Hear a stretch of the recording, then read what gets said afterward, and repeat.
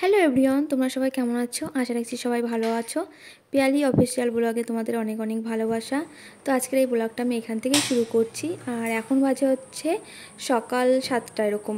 হয়তো কী বলতো, আজকে রবিবার তো এই জন্য একটু দেরি করে উঠেছি আমরা সবাই। তা উঠেই আগে ফ্রেশ হয়েছি, হয়ে এই দেখো রান্নাঘরে চলে এসেছি আমি।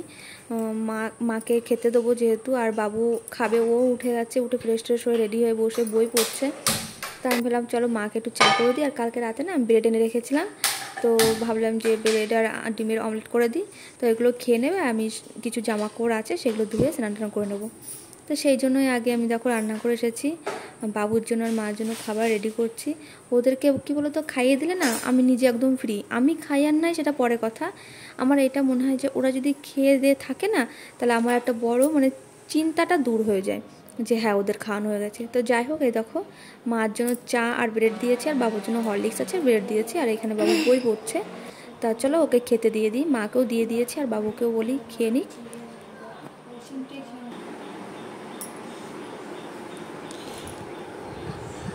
খেয়ে নাও। আর এখানে দেখো ও বই পড়ছিল, আর এখানে ওকে বলেছি যে তুমি খেয়ে নাও, তা বলছে মা আমি নিচে বসুন, আমাকে উপরে দাও না। তাই আমি বললাম বাচ্চা মানুষ তো, ঠিক আছে চলো দিয়ে দিই। কিন্তু একটা স্কার্ফ পেতে দিলাম এইখানে, যাতে যদি পড়ে ওর উপরে পড়বে, আমার বিছানাটায় পড়বে না, সেই জন্য। আর ওকে বললাম যে তুমি খেয়ে বই নিয়ে বসো, ততক্ষণ আমার যত কাজকর্ম আছে সেগুলো সেরে আসি। সেই বলে আমি চলে এসেছি। আর এইখানে দেখো আমি স্নান টান করেছি, তার আগে আমার কিছু জামা কাপড় ছিল বাবুর আমার, সেগুলো ধুয়ে নিয়ে এসেছি। আমি স্নান টান করে একদম রেডি হয়ে ছাদে এসেছি, এগুলো এখন মেলে দেবো। কী বলতো, দেখলাম এখানে যখন আমি ঘুম থেকে উঠেছি তখন দেখলাম বেশ ভালো পরিষ্কার রোদ আছে। এখন জামা কাপড় ধুয়েছি, এখন দেখো খানিকক্ষণ আগে বৃষ্টি হয়ে গেছে, আর এখন আর রোদ নেই, পুরো অন্ধকার অন্ধকার এরকম মনে হচ্ছে। তো যাই হোক, আমি জামা কাপড়গুলো ধুয়ে নিয়েছি, মেলে তো দিই, কিছুটা হলেও হয়তো জামা কাপড়গুলো একটু শুকিয়ে যাবে, সেইভাবেই মেলে দিচ্ছিলাম। আর এখানে এত পরিমাণে মেঘ করেছে চারিদিকে, না পুরো অন্ধকার হয়ে গেছে। কী বলতো, এইদিকে বৃষ্টি হলেও বিরক্ত লাগে, আর বৃষ্টি না হলেও বিরক্ত লাগে। এইদিকে রোদ যদি আসে না, এত পরিমাণে গরম তোমাদের কি বলবো, সহ্য করা যাচ্ছে না। আর আমাদের ঘরে না একটু প্রচণ্ড পরিমাণে গরম। গাছ আমাদের দূরে দূরে গাছ আছে, আমাদের ঘরের চারিপাশে কোনো গাছ টাছ নেই, তো সেই জন্য গরমটা হয়তো বেশিই লাগে। আর এদিকে বৃষ্টি হলেও না বিরক্ত লাগে, সারাক্ষণ প্যাচ প্যাচ বাইরে বেরোতে ইচ্ছা করে না, এরকম একটা অসুস্থতার গরম। তো যাই হোক, জামাকাপড়গুলো মেলে দিয়েছি আমি। আর এইখানে না সাইডে কালকে কিছু জামাকাপড় আমি ধুয়ে রেখেছিলাম, তা এইখানে রোদে কী বলে, রোদটা তো এখানে থাকে কিছু, রোদের তাপে না জামাকাপড়গুলো শুকিয়ে যায়।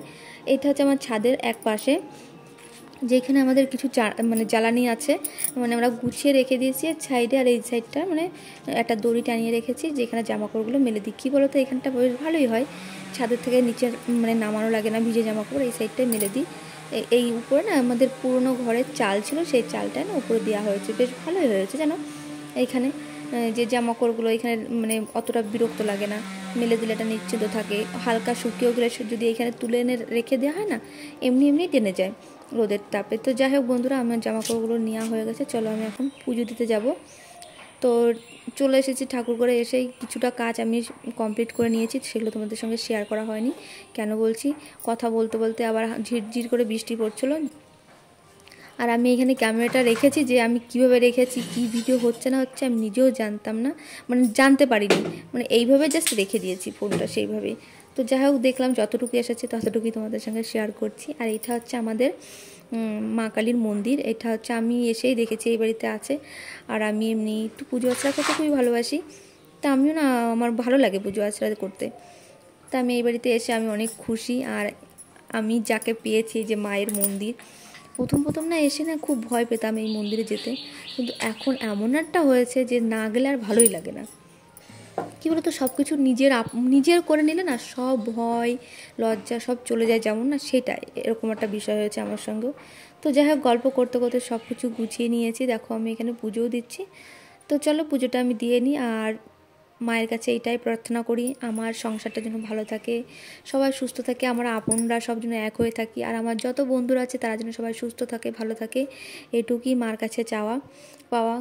আমি চাই, কী বলতো, প্রতিটা মানুষ না সবার সঙ্গে সবাই মিশে থাকুক, ভালোভাবে থাকুক, এরকমই চাই। এই ঝগড়া অশান্তি হিংসা না, এই জিনিসটা না সত্যিই ভালো লাগে না, বিরক্তকর লাগে।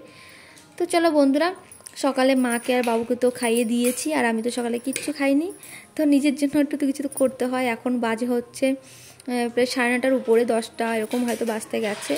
তো নিজের জন্য একটু কিছু করে খেয়ে নিই। আর আমার সকালবেলা ওষুধ আছে, আমার শরীরটাও কিছুদিন ধরে ভালো যাচ্ছে না।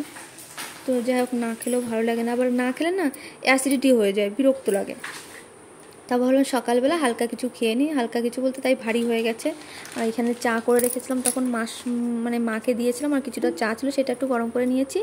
আর এখানে আমিও ব্রেড অমলেট নিয়ে নিয়েছি।